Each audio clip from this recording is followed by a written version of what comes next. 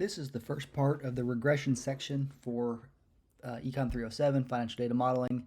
This is probably one of the longer sections, but one of the most useful statistical techniques that you will learn. It has applications in just about any field. We'll do the intro here. There's way more to this. We actually have an entire course in the Econ department, Econ 465, which is Regression and Econometrics, where we spend an entire semester thinking about regression and the different techniques and assumptions. But in this class, we're going to just talk about the basics, get you started with ordinary least squares, so you can start to use it in a number of different fields. Probably any class you take, there's an application for regression. So regression is just a statistical technique that estimates the relationship among variables. A very generic description. There are a lot of things that we do that estimate relationship among variables. We've talked about correlation. We've talked about covariance. These are all things that you do when you're thinking about more than one variable at a time. So when we're thinking about descriptive statistics, we describe a single variable. What is the mean, standard deviation, median, min, max? Those are the things we think about for a single variable. But if we have two variables and we want to know how those variables relate to each other, we can use covariance or correlation to analyze that relationship. But what if we have more than two variables? So if we have more than two variables, regression is the technique that we use to analyze the relationship. So we'll have a dependent variable, or what we call the y variable, and you can have multiple independent variables. And that's where regression is going to be useful. So we'll think about simple regression first, and then multiple regression, then the various applications and extensions from there. So we want regression when the relationship between two variables is partially stochastic, which is just a fancy word for random. There's some randomness in the relationship. So a deterministic relationship is when there is no randomness in that relationship. So if we have degrees Celsius and degrees Fahrenheit, that's a deterministic relationship. So if you know the degrees Celsius, you plug it in here, and this will tell you precisely the degrees Fahrenheit. So 0 degrees Celsius would represent 32 degrees Fahrenheit. So water freezes at 0 Celsius, 32 Fahrenheit. If you plug 100 in here, you will get 180 plus 32, 212. So water boils at 100 degrees Celsius, 212 degrees Fahrenheit. So that relationship is deterministic. There's no randomness. If you know the value of C, you know precisely the value of F. A stochastic relationship is one where there is a relationship between two variables, so they're moving in the same direction, opposite directions, but the relationship isn't perfect. So if we think about how tall people are and how much they weigh, we believe there is a relationship between a person's height and a person's weight. If you put 100 people together and you make a scatter plot of each person's height and each person's weight, you would see a positive correlation between height and weight on average.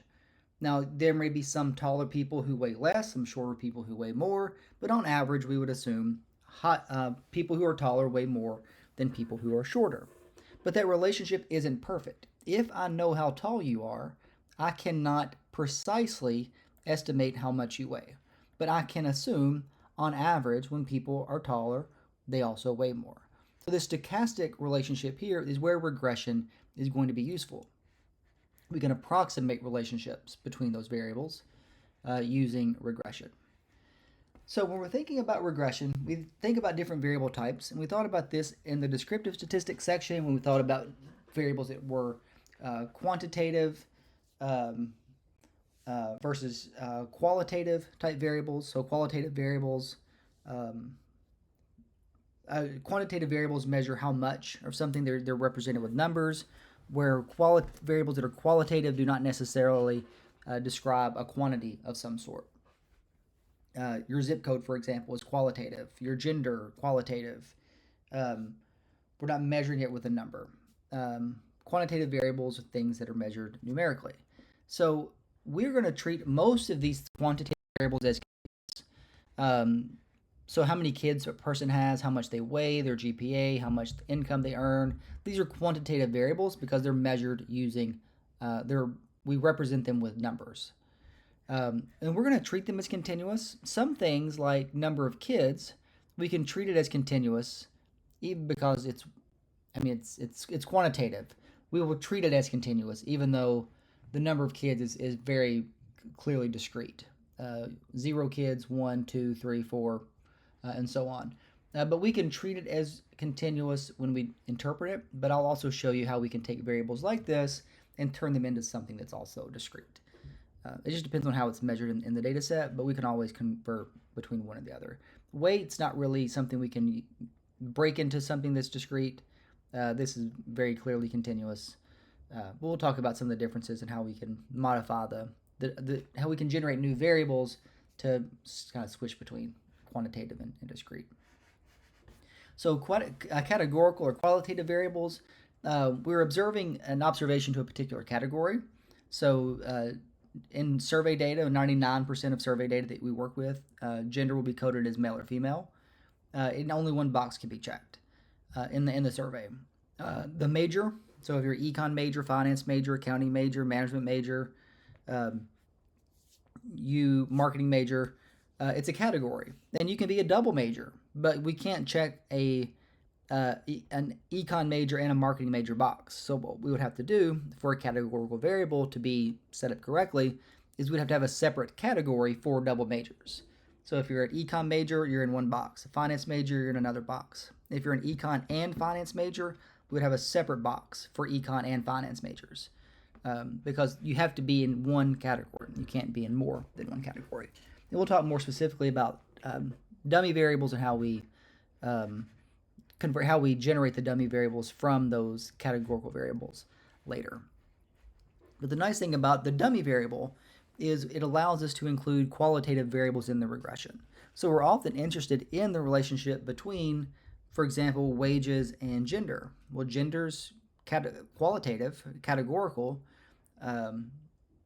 Wages are continuous, quantitative, but we can look at the relationship between those two variables, but we have to do a little bit of data cleaning on the front end to make that work. And there are specific regression techniques for categorical variables, specifically for categorical and qualitative dependent variables, but we're not going to discuss those in this class. That goes beyond what we will cover in 307, but there are specific techniques that are designed for those types of relationships, or those types of dependent variables. So this is just a simple plot of a deterministic relationship. Again, I only have 4 points on here, but we're treating x as if it were continuous. Just imagine there could be a dot anywhere along this relationship right here. But notice there's a perfect linear relationship. If you were to put a ruler on the screen there, that ruler would perfectly go through the points that are on that plot. And that's a deterministic relationship. If you know the value of x, you can precisely determine the value of y. So if x equals 0, y equals 1. X equals 1, y equals 2. So the relationship that describes, that fits those points is y equals 1 plus x. So if we take the value of x, say set x equal to 0, y is going to be 1. If we set x equal to 2, 2 plus 1, put x equals 1. 1 plus 1 is 2. That's precisely what we get here. Put x equals 2.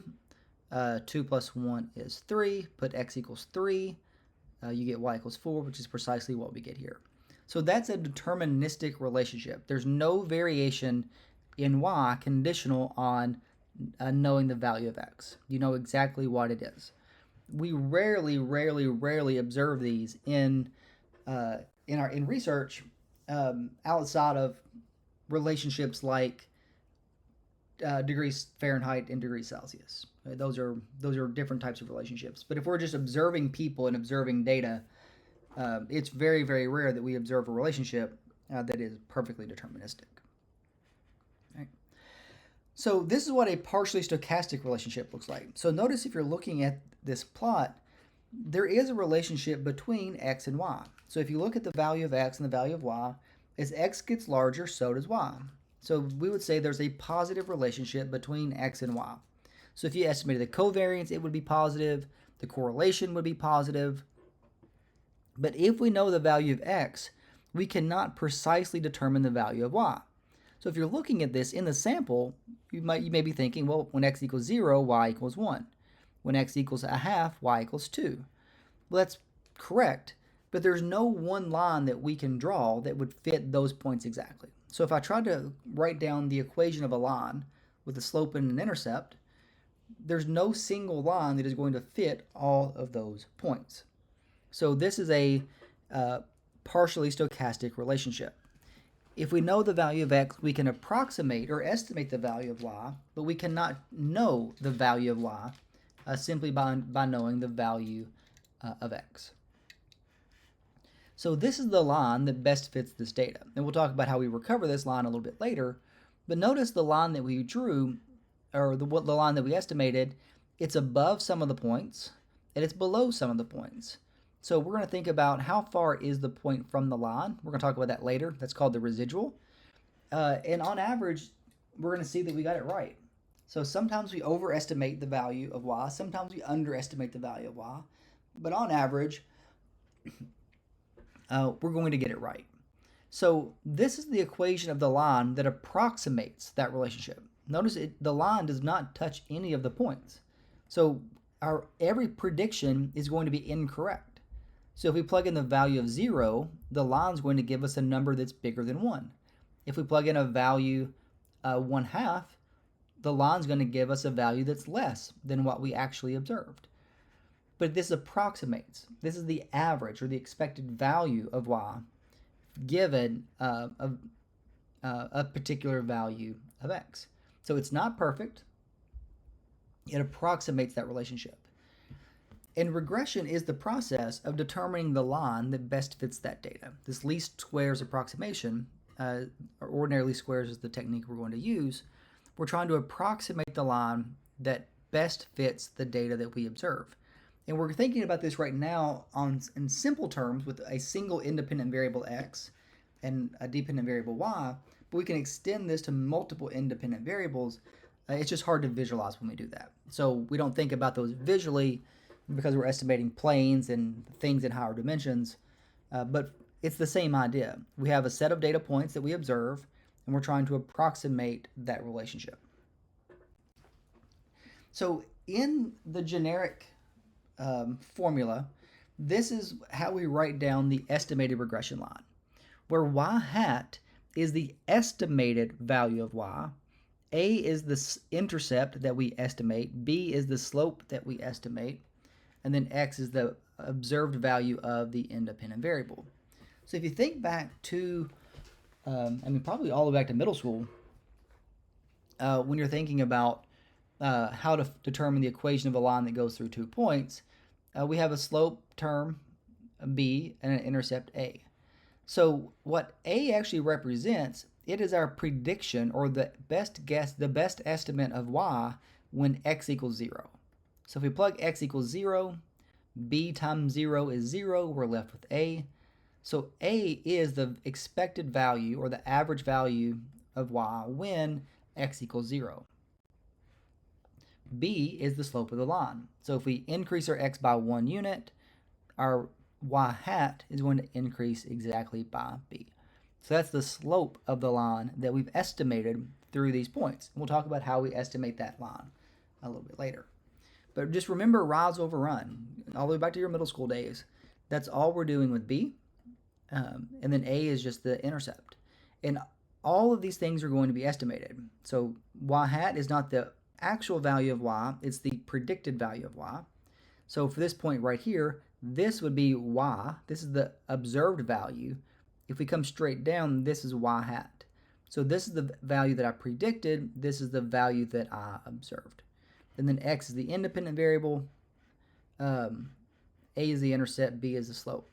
And regression is the process of determining the values of a and b. So what are the values of a and b that best approximate the relationship between x and y? And we'll think about more specific examples a little bit later.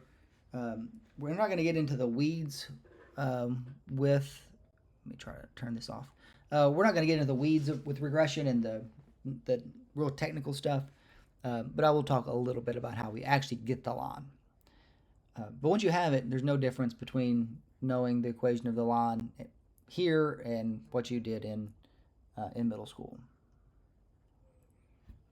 So here's an example using income and food expenditure. So instead of having generic X and generic Y, income is now going to be our X variable. So this is what we're going to use to try to determine the value of this. So food expenditure is going to be the Y variable, income is the X variable. So we think there's a relationship between income and food expenditure. And if you look at this, it's not a perfect relationship. It looks like if you were to just kind of best guess or eyeball a line that goes through this, the slope would be positive, but we don't know precisely what that slope should be. We don't know precisely what that intercept should be. But regression will tell us precisely what those values are. So there is a relationship. We need to approximate it. So using regression, again, I will show you how to do this later. We recover this line. So the line that best approximates that relationship between food expenditure and income, you'll notice this is food expenditure hat. It has the little hat above it because this is what we're going to use to estimate expenditure. It's not going to tell us exactly what expenditure is. That's the equation of the line that you're observing right here. And notice the line doesn't go all the way back to 0. That's just because the values of income do not go back to 0. But if you were to extend this line all the way back here, so extend it all the way back to the intercept, it would cross that y-axis at precisely 83.42. So that's how we measure, that's what the value of 83.42 is. It's the intercept of the line that approximates the relationship. And the slope of that line is 0.1. So if we increase income by $1, we expect food expenditures to go up by 0.1 or 10 cents. So regression is the process of finding the line that best fits that observed data. So how do we actually interpret what we've observed? So we know what an intercept is. It's the value of y when x equals 0. We know what the slope is. It's the change in y if we increase x by 1 unit. But how do we interpret that when we're using observed data and not just generic relationships that we see in a textbook? So this is the estimated relationship between the income and food expenditure. 83.42 is our estimate of A. 0.1 is our estimate of B. Food expenditure hat, it was the predicted food expenditure. Again, that's the value on the line and not the actual point. And income is the observed value of income. So it's 83.42. But since the units are in dollars, so food expenditure was measured in dollars, income is measured in dollars, we interpret this as $1 as well. So we would say that on average, or the expected value of food expenditure is $83.42 when income is 0. I'm not sure why that X'd out. So this is the value of the value of food expenditure when income is 0. So we expect, even if someone has 0 income, we still expect them to spend some money on food. They can use their savings, they can use a credit card, they can use other resources, but we wouldn't expect food expenditure to be 0 if income is 0, because people still have to eat. But that's the value we would expect to observe if income was 0. But notice we don't have anybody with 0 in the sample. So we don't have anybody in the sample with 0 food expenditure, with 0 income. But if we were to extend that line all the way back, it would cross that y-axis at $83.42. The slope is 0.1, but since everything is measured in dollars here, actually it's mainly because the dependent variable is measured in dollars. If we increase income by $1, that would be a 1 unit increase in income. Food expenditure increases by $0.1 or 10 cents. So on average, for each additional dollar a person earns, we expect them to spend an additional 10 cents on food. So this is going to tell us the change in food expenditure when we change income by a small amount. In this case, it's always a 1 unit increase. And in this case, income is measured in dollars, so a change in income would be $1. And then food expenditure is also measured in dollars. So we have a slope of 10 cents and an intercept of $83.42. So once you estimate the regression in Excel, and I'll walk you through how to do that later, this is what the output looks like. And we're only going to be using a few numbers right now. We're going to think about all the numbers, most of the numbers in the table later. We're not going to think too much about what we see in this box right here, in this ANOVA box. But notice the 83.416 is our $83.42. That's the intercept. That is the estimate of A. So that's where this number right here is coming from. And then our income, the coefficient column by income is 0.1. That's where the 10 cents is coming from. That's where this number is coming from right here.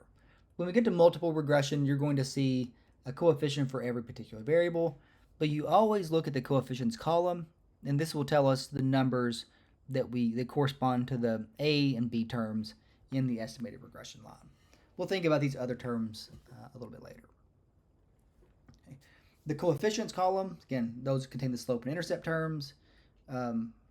This is always going to be labeled intercept. Notice intercept is not a variable that shows up in the regression, but intercept is always going to be the estimate of A.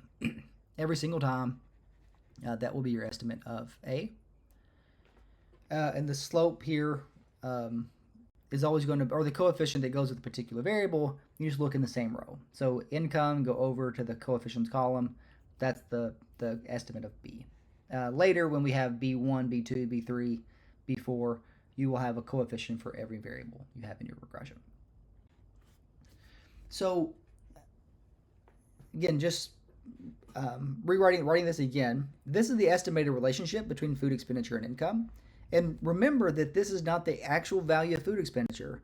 This is the value of food expenditure that we predict based on observed value of income. So think about this right here. No one in our sample has $1,000 of income. So there's no one in the sample that makes $1,000 a month. But we can use the line to estimate what someone would spend on food if they did earn $1,000 a month.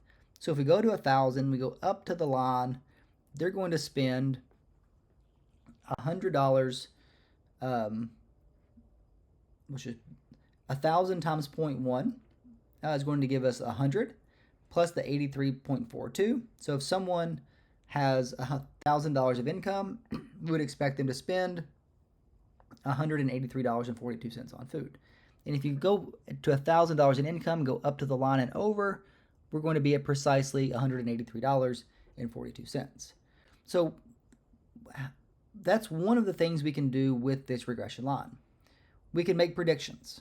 So we can plug in 2,000, we can plug in 1,000, we can plug in whatever we want, and we can use the line to make predictions.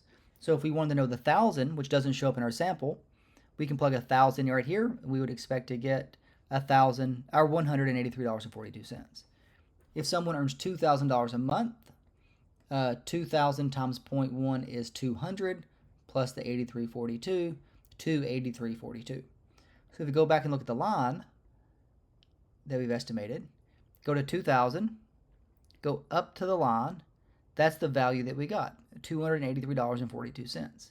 Notice some people who make $2,000 a month spent more. Some people spent less, but on average, about $283.42 is our best guess at food expenditure for someone who earns $2,000 a month. So we're using that regression line to make predictions. The other thing we can do is estimate changes. So most of what we care about are the changes, not the actual predictions. Sometimes we care about the prediction, but it's less interesting, at least in the econ discipline. We're less interested in the prediction. We're more interested in the change or the slopes that we estimate. But other disciplines have different objectives and they make predictions, and that's perfectly fine. But let's think about a policy. Let's say we assume this relationship is the true relationship in the population. This is what we expect to observe on average in the population.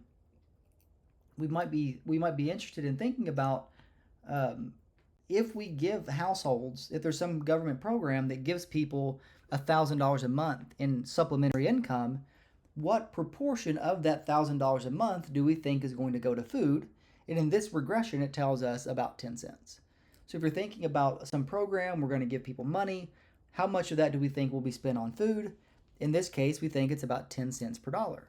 So if we were to give someone $500, if $500 just fell out of the sky, we might expect them to take about $50 of that money out of that 500 and spend it on food. The remaining 450 would be spent on other things and savings and so on. So we can use the regression line to make predictions, and we can also use it to estimate changes in the dependent variable. This is more interesting and more relevant for policy, analyzing some type of policy or something. Okay. So we would just say delta food expenditure, which is just change in food expenditure, is just that slope coefficient multiplied by the increase in income. So that was with a continuous variable. We can also think about regression with a dummy variable. So dummy variables are zeros and ones. So let's say we want to compare annual wage earnings for males and females. Well, male and female is qualitative or categorical. So how do we convert male and female to a variable that we can actually use? So what we can do is write down the following regression equation. So we can say a person's wage is A plus B times female. But female is going to be a variable that we convert to zeros and ones. So if the observation or if the worker is female, we're going to assign a value of 1. If they're a male, we will assign a value of 0. So we can take something that is qualitative and turn it into something that's quantitative using zeros and ones. So it's a discrete variable. This is what we call the dummy variable, because it only takes on the value of 0 and 1. So we now have the wage as a function of the person's gender. So if they're female, wage hat would be A plus B times 1. A plus B would be the average wage for females. If the person is male, female is 0. So the expected wage is just the value of A. So we'll see in just a second that B is going to be the difference in wages for males and females. It's kind of like a slope, but not technically, because these are discrete changes, and slopes we think about small changes. So if you want to think about how to interpret a regression with a dummy variable, just plug in values of zeros and ones for the independent variable. So if you plug in female equals 0, they are males, because female equals 0 represents a male. Wage hat equals A. A will just be the average wage for males. If you plug female equal 1, you get A plus B times 1. A plus B. That's the average wage for females. But what we really care about is the difference. The difference in average wages for females compared to males. And that's probably the number that we care about for whatever policy thing we're evaluating, is how much more or how much less do males make than females? What is the gap in wages for females compared to males? Well, that's going to be wrapped up in this coefficient B right here. It doesn't matter how much males make. We don't care what A is. We don't care what A plus B is. We care about the difference in wages for females compared to males. And that is precisely what we get with this estimate right here. And we can see that just by plugging in the values of zeros and ones, doing some simple subtraction, and see that B is the difference in average wages for females compared to males. And we'll do some examples later when we think about these types of dummy variables. So again, this is data. I think data is from Kentucky. I'm not sure the year the data is actually from, so don't put a lot of weight on this result, because I'm actually not 100% sure which state this data is from. So don't put a lot of stock in the actual result, just think about the interpretation here. So in this sample, we have 38,366 observations. So this regression uses a sample of 38,366 males and females. And when we estimate the regression, remember, the intercept is always A, So our estimate of A in this case is $34,617. And that's the average wage for a male in this sample. Because if female equals 0, we're dealing with males. So A, $34,617.18 is the average wage for males. The average wage for females would be A plus B. So we have to take the 34,617 minus 13,580. That would tell us the average wage for females, but we don't really care about the averages. What we care about here is the difference in the averages, and that's precisely what we get with this coefficient right here. So this number tells us, on average, females earn $13,580 less than males. Or in this sample, the average wage for females is $13,580 less than the average wage for males. So that's the male-female wage gap here would be $13,580. So very, very simple setup. We have the wage, we have a 0-1 variable indicating gender, and from that we can start to estimate very interesting relationships like the male-female wage gap. We'll talk about these numbers later. Is it statistically significant? Is it economically significant? All of those things we'll think about a little bit later. But dummy variables are very simple to use and often more interesting than continuous independent variables. Most of the things that I think about, and a lot of my research actually revolves around dummy variables. So I'm interested in franchise versus independent real estate brokerage. So my dependent variable would be the sales price of a house. My independent variable would be a dummy variable equal to 1 if it's sold by a franchise broker, or 0 if it's sold by an independent broker. I'm interested in electric vehicle adoption. So in that case, I actually have a dummy variable on the left-hand side as well.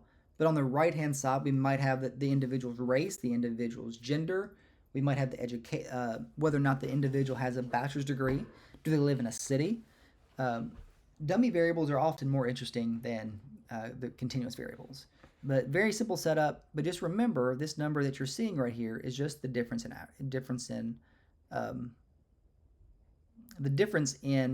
the dependent variable on average when the variable is 1 compared to 0. Again, just the coefficient B right there. That just summarizes what we just discussed. So it's also possible to have regression with multiple categories. So instead of male-female, we can think about variables that have more than 2 categories. So if we think about College of Business majors, again, this is not a complete list, but these are the majors that are most likely to show up in Econ 307, accounting, econ, and finance. So in this case, I'm calling the number of majors G. So in this case, G would be 3 because we have accounting, econ, and finance. So I don't know why G is the letter we use for that, but we can put G minus 1 dummy variables. So notice when we had male-female, we only had 1 variable for female. When we have 3 categories, accounting, econ, finance, we can put 2 of those in the regression. And the 3rd category is still included indirectly in the regression. So if we assume an individual falls in one and only one category, if you're not finance, you're not econ, you have to be accounting. So the starting salary for an accounting major would be represented by the estimate of A. Because if econ is 0, this term goes away. If finance is 0, this term goes away. The only thing that's left is A, and that has to represent that last group. So in this case, A would represent the average starting salary for accounting majors. Whatever category is omitted, that's the category that shows up in the intercept. And we compare the B's to the omitted category. So B1 would be the average difference in starting salary for econ majors compared to accounting majors. So if econ majors make more, B1 would be positive. If econ majors earn less than accounting majors, B1 would be negative. B2 is the difference in starting salaries for finance majors compared to accounting majors, the omitted category. If B2 is positive, finance majors have a higher starting salary on average. If B2 is negative, finance majors have a slower starting salary than accounting majors on average. So again, A is the average starting salary of an accounting major. So it's the average starting salary of a non-econ, non-finance major. B1 is the difference in starting salary for econ compared to accounting. And B2 is the difference in average starting salary for finance compared to accounting. Now, if you want to compare finance to econ, you can compare the B2 to the B1. So if B2 is larger than B1, let's say they're both positive, and B2 is larger than B1, the difference between B2 and B1 would be the difference in starting salary for finance majors compared to econ majors. If B2 is less than B1, then we would know that, and they're both positive, then finance would earn less than econ on average. So here's just a simple example here. Again, these are made up numbers, so don't put a lot of stock in the actual numbers. Just think about the example here. Since the intercept here is 29,896, we would say on average accounting majors earn, the average starting salary for an accounting major would be $29,896. Econ majors earn $1,085 less than accounting majors, and it's less because that coefficient is negative. Finance majors earn $4,583 more than accounting majors. Again, this is positive, so we know they earn more than the omitted category which is accounting. So if you want to know the average starting salary for a finance major, you would just add these two numbers together: the 29,896 plus the 4,583.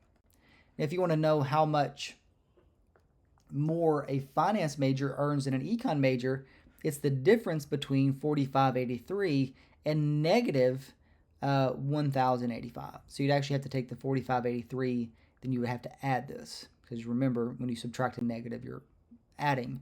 So finance majors are earning a little over almost $5,600 more than econ majors on average. Again, these are made up numbers, so don't put a lot of stock in the values. Just think about the exercise. So multiple regression is when we believe the dependent variable is useful when we believe the dependent variable is determined by more than one explanatory variable. So if you think about starting salary, the major is a component of how much you make when you start. Your major is a determinant of your starting salary, but how old you are, where you live, the type of certifications that you have, all of those things also determine how much money you earn.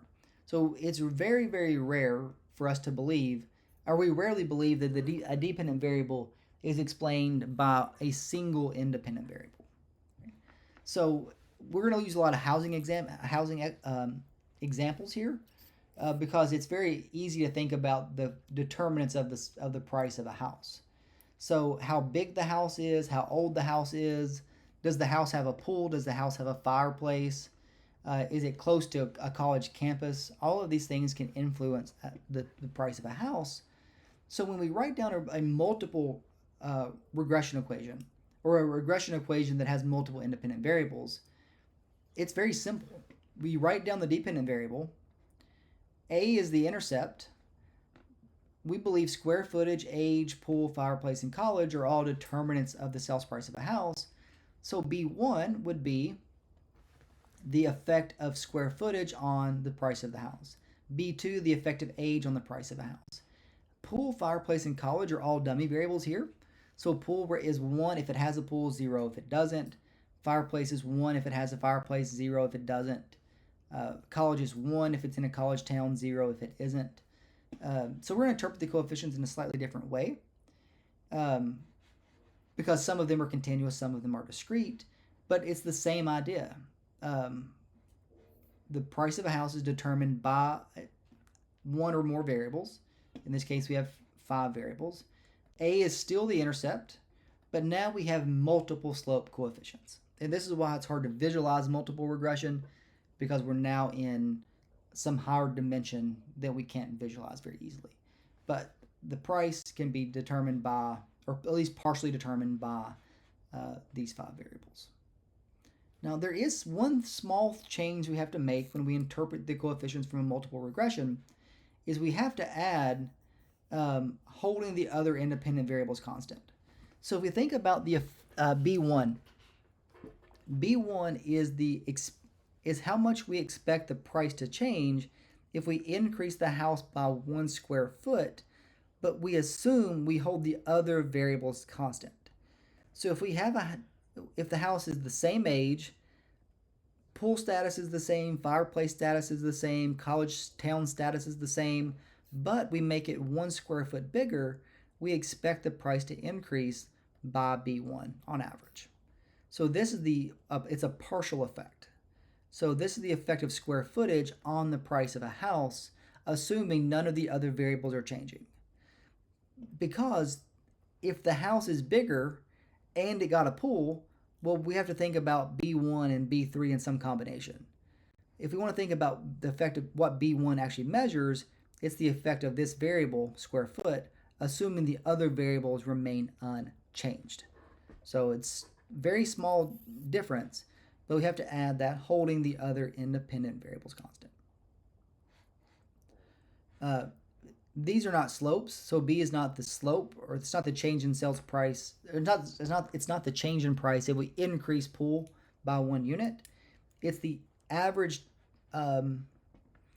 It's the difference in average price for homes with a pool compared to homes without a pool. So B3 would be assume the house stays the same along all the other dimensions. One has a pool, one doesn't have a pool. We would expect B3 to be the difference in price on average for the pool house compared to the house without a pool. Again, this is going to be made up data, but pools are a terrible investment. If you look at the return on investment for a pool, you're never going to get your money back. And we'll see later that the coefficient can be quite small. So this is the regression output when you have multiple regression. Again, we have 1,000 observations here. This is made up data, so don't get too caught up on the size of the coefficients. Just think about the exercise. The intercept here is $6,911.88. So the way we interpret the intercept in a multiple regression, it's the expected price when all the independent variables are 0. So if 0 square footage, 0 age, 0 pool, 0 fireplace, not in a college town, that's what we expect the price to be. If we're not going to observe anything in our sample with 0 square footage and 0 age and 0 pool, 0 fireplace, 0 college. Now, we could have 0 age, 0 pool, 0 fireplace, 0 college. That's reasonable. But if it has 0 square footage, it's not a house. There's no house if the square footage is 0. And we're not thinking about empty lots right now because those aren't going to show up in the sample either. So once you start adding continuous variables in multiple regression, we rarely care about the intercept. The interpretation of the intercept is rarely meaningful when we have multiple regression and we have continuous variables. So ignore the intercept for now, but the technical interpretation would be the expected price when square foot, age, pool, fireplace, college are 0 is $6,911.88. That's how we would interpret it, but again, we don't care about the intercept here. Square foot, $83.18. Holding the other independent variables constant, if we increase the square footage by 1 unit, we expect the price to increase by $83.18. Age, holding the other variables, independent variables constant. If we increase the age of the house by 1 year, price decreases by $193 on average. These last 3 dummy variables, holding the other independent variables constant, homes with a pool sell for $4,352 more than homes without a pool. Holding the other independent variables constant, homes with a fireplace sell for $1,398 more than homes without a fireplace. Holding the other independent variables constant, homes in a college town sell for $60,196 more than homes not in a college town. So we always interpret the coefficients assuming the other variables remained unchanged. So holding the other variables constant, if we change this one variable, that's how much we expect the price to change. Again, if we're writing out the regression equation, we're just assigning the coefficient to the particular variable. So notice 6,911 was A. The coefficient next to square footage was $83.18, and we just wrote all of those down. So this is just an interpretation of those variables, like I just mentioned, in using the Excel output. But you have it there written out so that you can go back and review. Again, I'm using dollars here because the price is in dollars in the example. Now, I don't know what's going on with these decimal places. Let me see what's going on there. 83.18. 83.18. I don't know what's going on with these decimal places right here on fireplace and pool. Just ignore those extra decimal places. What is going on there? Yeah, just ignore those extra decimal places. Looks like I copy and pasted and forgot to clean that up. So we have to think a little bit about the residual. So if you go back and look at just the simple regression with food expenditures and income, notice the line does not go through any of the points. It looks like the line hit some of the points only because the points are big and it looks like the line's going through them. But if you look at all of the predicted values and all of the observed values, they will be different. None of the observed values will be exactly equal to the predicted values. The difference in what we observe and what we predict is what we call the residual. That's the vertical distance between what we observe and what we predict. If the residual is positive, it means what we observe is larger than what we predict. If the residual is negative, then what we observe is less than what we predict. So these residuals right here would be negative. These residuals right here would be positive. But it's in the population, we call it the error term, or epsilon.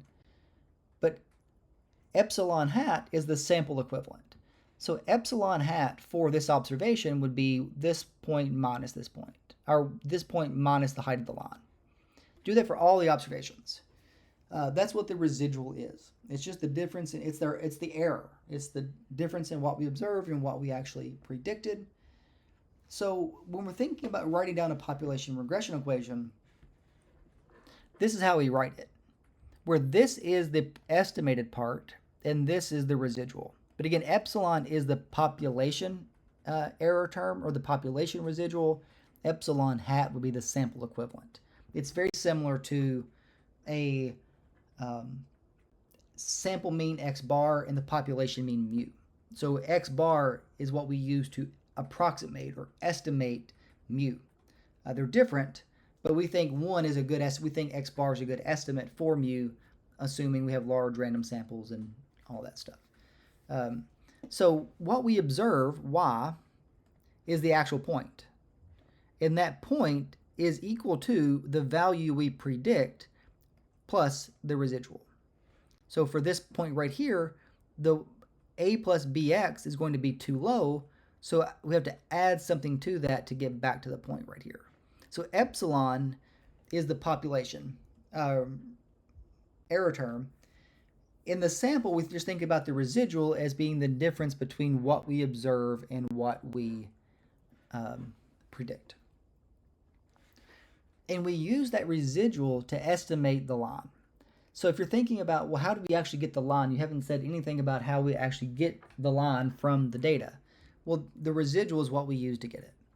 So we want the regression to have small residuals, so we want the regression line to be as close as possible to the observed data. So we want the residuals to be small. So the residual, again, this should be epsilon hat, is what we observe minus what we predict.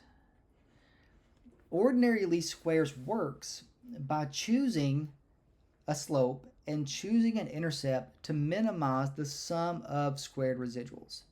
So if you think about, for every observation, what we observe minus what we predict, we square it. That's a squared residual. We add those up, we get an area. We use some calculus to minimize the sum of squared errors. There's a whole process. It's actually not that difficult, but we don't do it in this class because we don't require calculus. And that's how we use it. We're using those residuals to determine the slope and intercept that minimize the sum of the squared residuals. And it extends to multiple regression as well.